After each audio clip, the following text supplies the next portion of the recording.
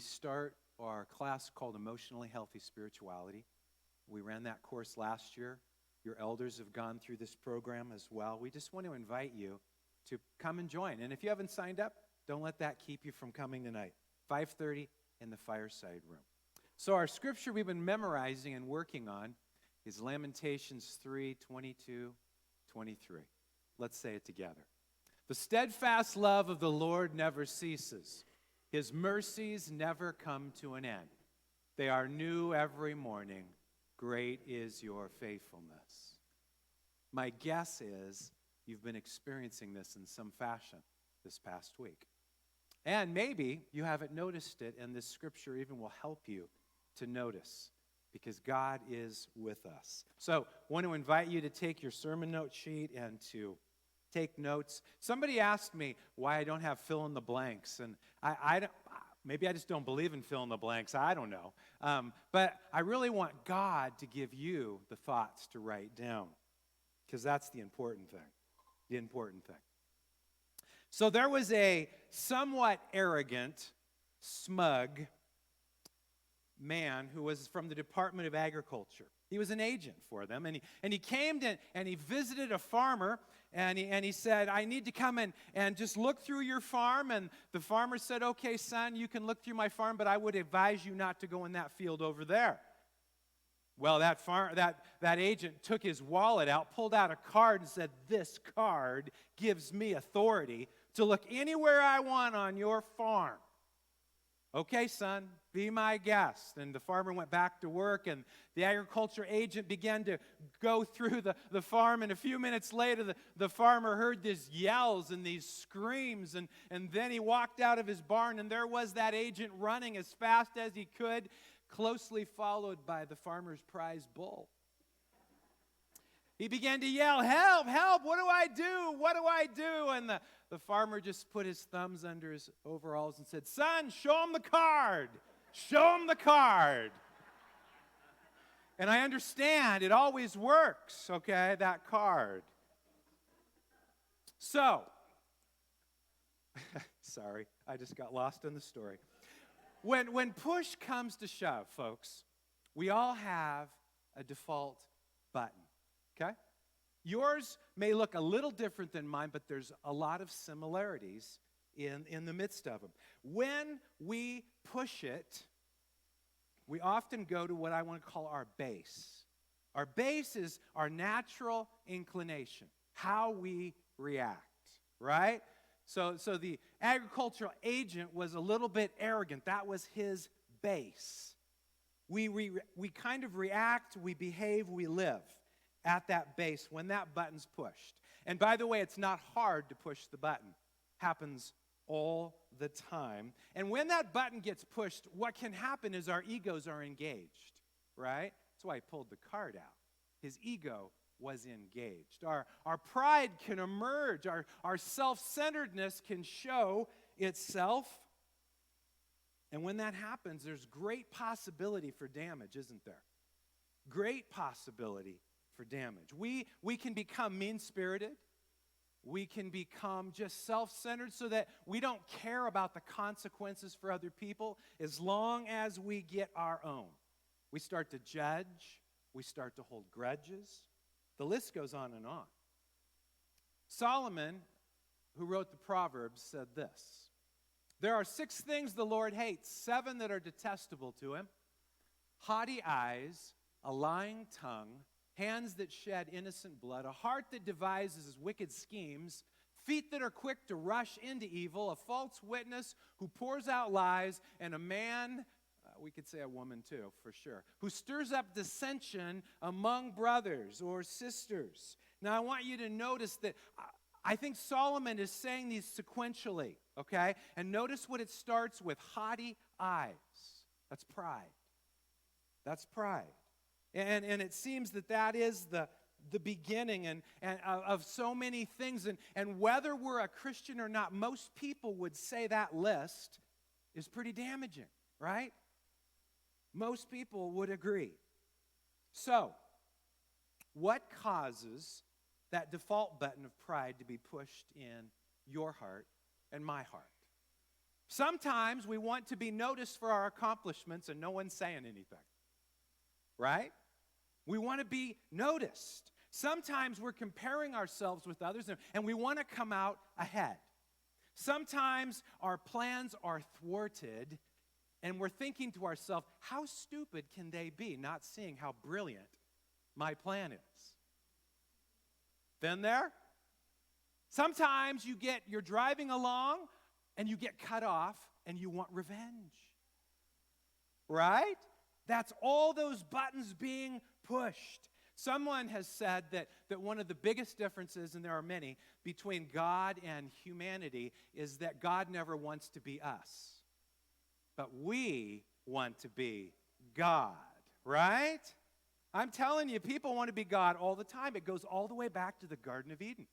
Satan's temptation to Adam and Eve, you can be like who? God. You can be like God. And they bid it, didn't they? Figuratively and literally. They did. They agreed. They joined. And by the way, we have been struggling with that ever since. It's not gone away.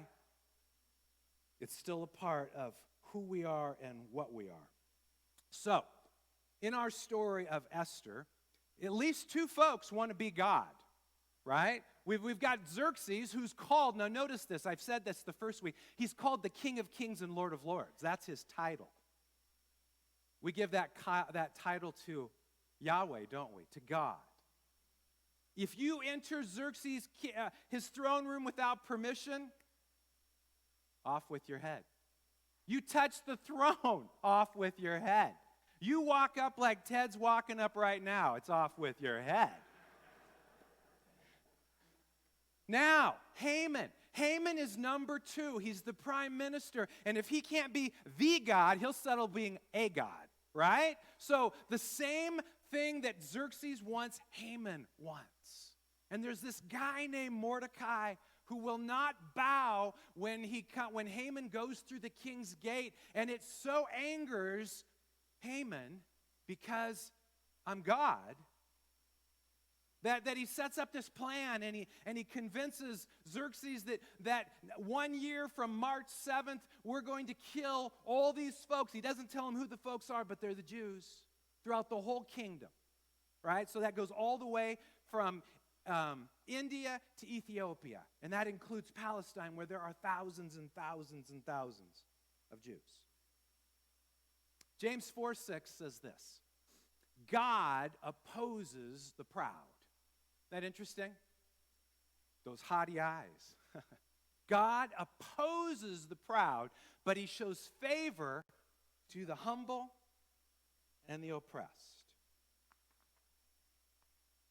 Thus far in Esther's story, this is what we've discovered. Esther has been placed in a position of amazing influence, right? She's queen of this whole empire.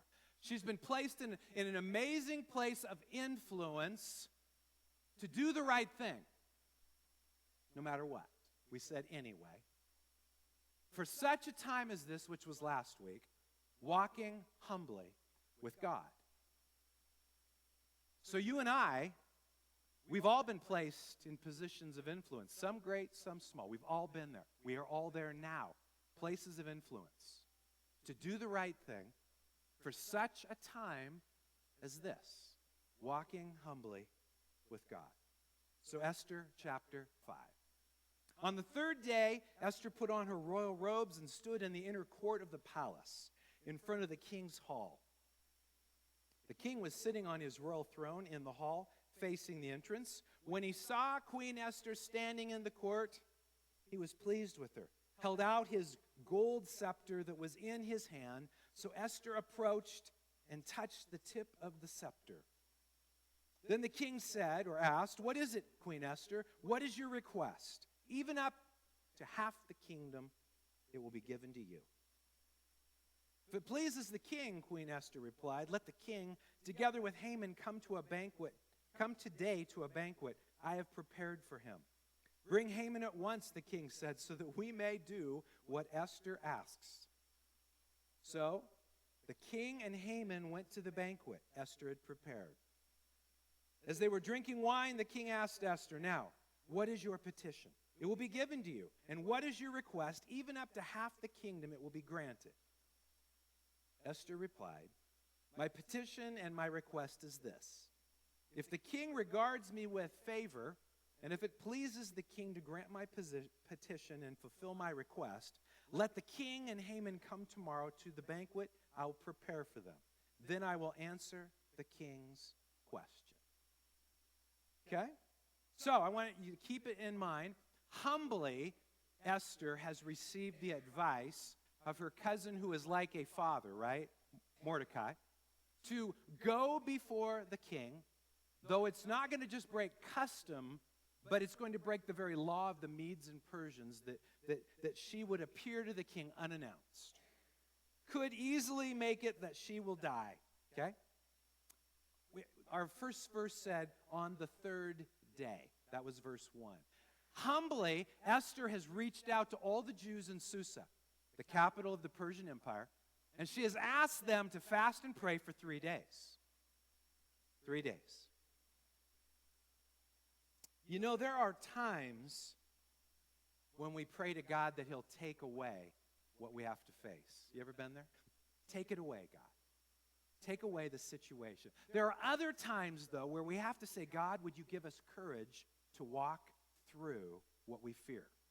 Does that make sense to you? That is Esther's story. It's not going away. The Jews are not going to be saved unless Esther stands in the gap for them. So it's asking God to give her the courage to walk through her fear. It's asking God to conquer that fear. It's asking God to, in spite of her fear, do what needs to happen. My guess is we've all been in those kind of places. Ultimately, she surrenders herself and trusts God, which is the opposite of what fear calls to us, doesn't it? Fear calls us to run, to hide, to do whatever we can. There are what's called Persian reliefs, and these are etched in stone, obviously, in a lot of museums and a lot of places, and this is one depicting a Persian courtroom, and it's a little hard to see, but behind the king, there's a person kneeling, right? Behind the king are 2 guards, and one has an executioner's axe. So it's a reality. When we say that what Esther was facing is people were dying right there because they were disobeying the king. So it's a reality, and it just kind of struck me that history shows us this as well. So, in great humility, Esther approaches the king's throne. And in that moment, she receives God's favor. And I think that came out of the fasting and praying. Because Xerxes smiles at her, he raises his scepter, which means you are welcome. If he had kept it down, that executioner probably would have done his job. So he raises it. It is the favor of God, and that favor, by the way, is going to continue on Esther. It's to be revealed as we keep reading. He asks her what she wants, up to half his kingdom, which is, by the way, a figure of speech. I doubt he really meant that kind of thing. Persians were really good at exaggerating, just like Americans. And that was what was happening. So she asks if the king and Haman will come to dinner that night. It's kind of interesting that she said that night. Like, it's as if the king had no plans, right? And we know he did. He did. And the reason she wants Haman to come, because Haman is the prime minister, but also she wants to ascertain and figure out and discern the relationship between Haman and Xerxes. How is that? And she does not know. Later that day at the meal, in verse 6, the king asks her once again, what is your petition? It will be given to you, up to half the kingdom. You know, that's such an amazing question, isn't it? It's like the door was open for Esther. James 4:6 says, God opposes the proud, but shows favor to the humble and to the oppressed. I want you to know that humility is not passive, okay? Humility, we often think of it as just receiving whatever comes. You know, Jesus was the most humble person we know. Most humble. And yet, he stood up against the greatest controllers of Palestine in his day, the religious leaders, whom the people feared. Jesus did not. Humility is not passivity. It's standing for what's right. It's standing for what God is up to. But it's also following where God leads, doing what God asks us to do. That's humility. Humility is the idea that everything I have belongs to someone else, God. So all my gifts, my talents, my abilities, my resources, they belong to God, and I use them for His glory and His kingdom. That's humility. Not owning them, managing them. As we humble ourselves, what's the promise? God shows what? Favor. Favor. Blessing. His hand in our lives. And Esther receives that in a couple of ways. She has favor in the king's eye, right? That's what happens in this moment. She also discovers God's favor in the ability to discern whether at this first banquet it's time to tell the king that I'm Jewish, I'm not Persian, which could get her in great trouble, and cry out for mercy for her people. She decides it's not the time. That's discerned. That comes from that favor. So what does she do? She invites Haman and the king to a second banquet tomorrow. Now think about this. It's been 30 days since Esther has been with the king in his view, in any sort of way, and now, not once, but twice, she's having dinner with him. That is the favor of God. It's what He's doing. In her humility, folks, someone has said this, she had holy boldness. Holy, Spirit-filled boldness. To bypass her fear. Do the right thing anyway. So we continue to read, verse 9, chapter 5 of Esther. Haman went out that day happy in high spirits. But when he saw Mordecai at the king's gate and observed that he neither rose nor showed fear in his presence, he was filled with rage against Mordecai. Nevertheless, Haman restrained himself and went home. So Haman's coming from that first banquet. It's a small banquet. There's just 3 of them. But it's still a banquet. And he is on high spirits, folks. He feels so wonderful about himself. I am the man, at least the second man. And then his euphoria is just down the toilet.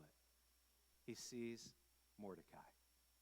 And he is enraged that once again, I think he thought Mordecai, after the edict, right, that all the Jews were going to die in 1 year, I think he thought Mordecai wouldn't show his face.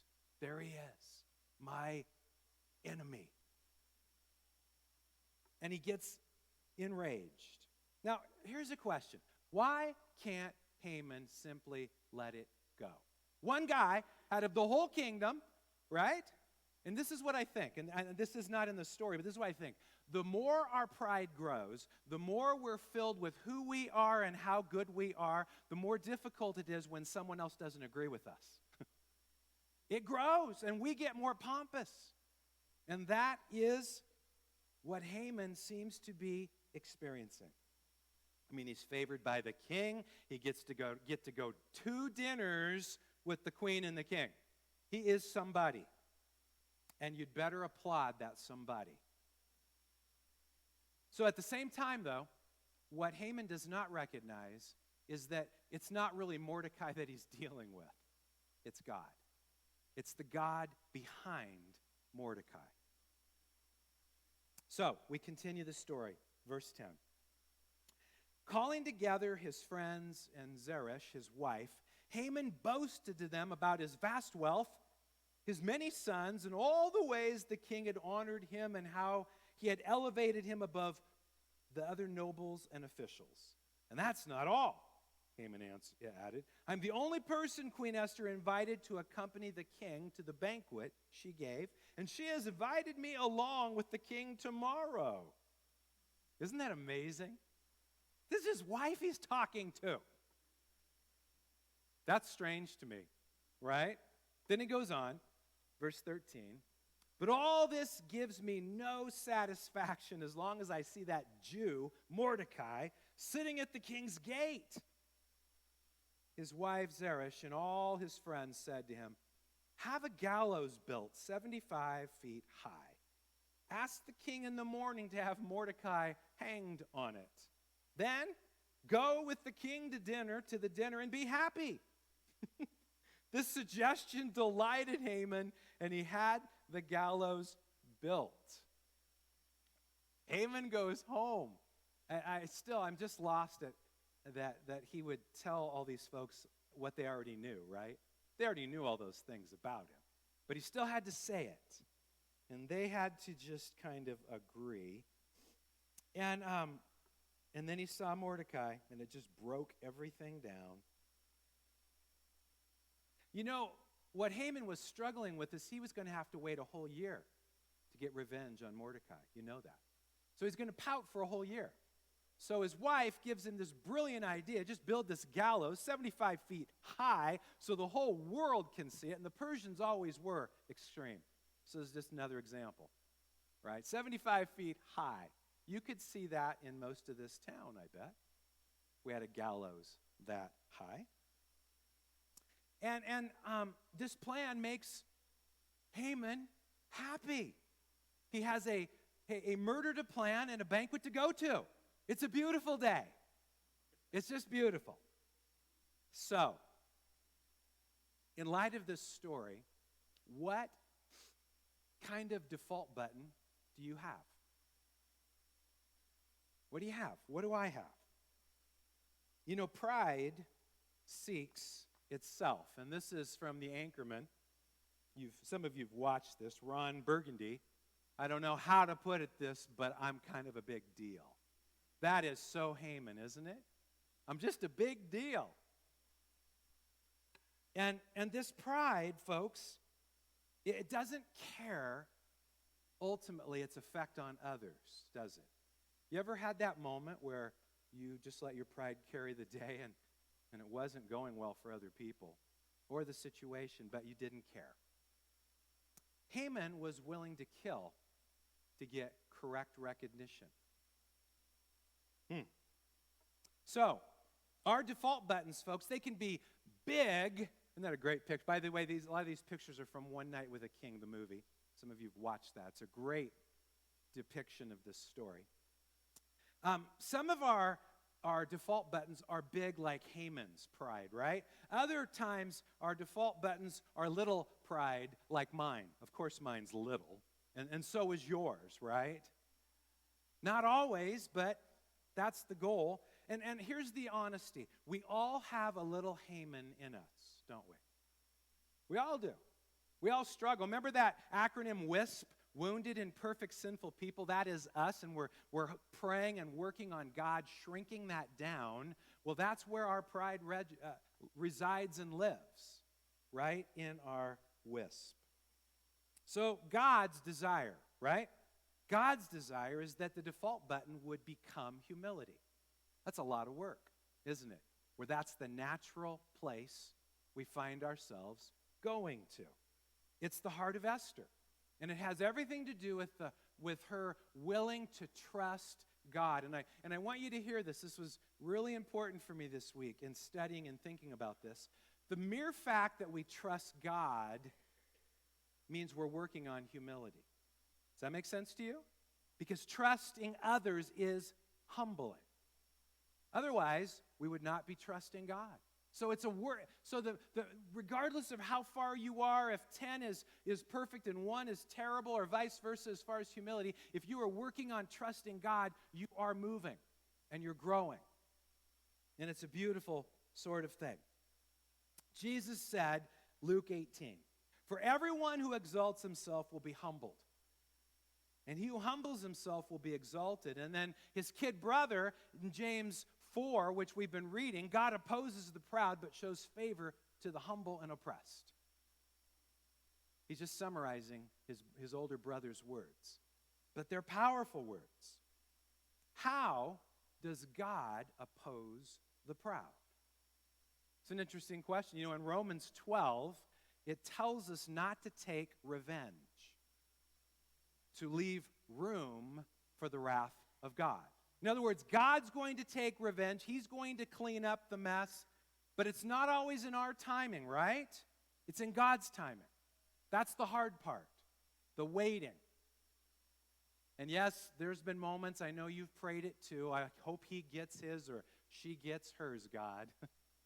But it's God's timing and what he is up to. And you know, next week's story is the second banquet, and that's the next day. And the timing of God is really quick in this story of Esther, because a new day comes and it changes everything. And I won't blow the story, even though most of you know the story. So, God's timing is everything about how he opposes the proud. It's also true of how he elevates and favors the humble. Okay? It's his timing. Doesn't always happen when I'm hoping. A moment of favor in the Geiters' lives recently is we put our home on the market and it sold in 8 days. And it was mind-boggling. The normal longevity is 67 to 70 days in Klamath Falls. And there's homes around us that have been on the market that long. And it's not that I'm so humble, but I'm working on being humble. Does that make sense? Working on it. And God's favor, it was just a huge, I was just crying. I was stunned. Stunned. You know, for Esther, how is she experiencing the favor of God? She's not dead. Right? That's a huge favor of God in a world where it didn't really count or didn't matter. She's not dead and she gets 2 banquets with the king. That's amazing. That is the favor of God. Now, she does not know what's going to happen tomorrow, but she knows who knows, and that's where her trust lies. Okay? She's pushing through her fear as best she can. So, here's a diagram. Pride as default, self as our center, so that little world, that's us, me. And what we happen often is a situation, and what do we do when that situation overwhelms us? We go to fear. And then what we try to do is we try to control. You been there? Am I talking today about anybody here? I'm talking about myself, I know.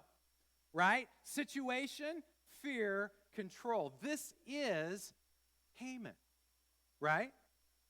And fear can be described in many ways, but Mordecai's rebelling, folks, right? He's not doing what he's supposed to do, and it causes fear, and now Haman is seeking to control. Now, we're going to go to the second part of the diagram. So this is humility as default, or God as our center. And you notice down below there's a triangle there. That's the Trinity. God, Father, Son, Spirit. So we have a situation, and fear is what's got gripping us. This is Esther, by the way, right? There is tremendous fear. And instead of seeking to control the situation, which she knows she can't anyway, she moves down to the lower circle, to surrender. Surrender is trust. It's humility. It's saying, God, I can't do this. I need you. Okay? Which leads to safety. And I want you to know that this safety does not mean you won't die, because everyone's going to die till Jesus comes back, right? Everyone. That's not what it means. It means that we trust that God is faithful. He's going to carry the day. It means that we are working hard at believing God is strong enough, wise enough, loving enough to bring about the right and the best, which is what he promises in Romans 8:28, right? God causes all things to work together for the good of those who are seeking after God. All things is a lot of things, isn't it? There's not even something that doesn't in his timing, his way.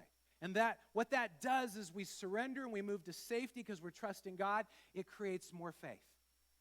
So that Esther now can step out and say, let's have another banquet tomorrow. And then I'll tell you. That was just amazingly bold of her. Amazingly bold. And that comes from God. So, as I was looking at this diagram, wish I could say I created it, I just had to borrow it. Where do you find yourself? Where do I find myself? And by the way, this is on your sermon notes, so you get to take it home. Okay? You get to take it home. It's just very simple, but it describes so much, doesn't it? So the goal is obviously, you're all going to have fear. We're all going to have situations. It's impossible not to. But the goal is to go down as best we can, knowing that we will find ourselves up again for certain. So going down. So, though we still find ourselves, folks, struggling with pride, pursue humility in Jesus. Though pride keeps nipping at our heels and we experience it through others, we do pursue humility. Though fear is going to grip our hearts, it's going to whisper to us, take control, pursue humility. Though we're waiting for God to carry the day, we're waiting, pursue humility. Pursue it. So, this is our last thing, and we're just going to be quiet, and then we're going to listen to God. But this summarizes so much. Micah 6:8. He has shown you, O man, what is good, and what does the Lord require of you? Here it is, to do justly. Is that Esther? Is she doing justly? She is. That's our calling. Do justly, love mercy, and to walk humbly with your God. Let's be quiet and listen. Let's be quiet.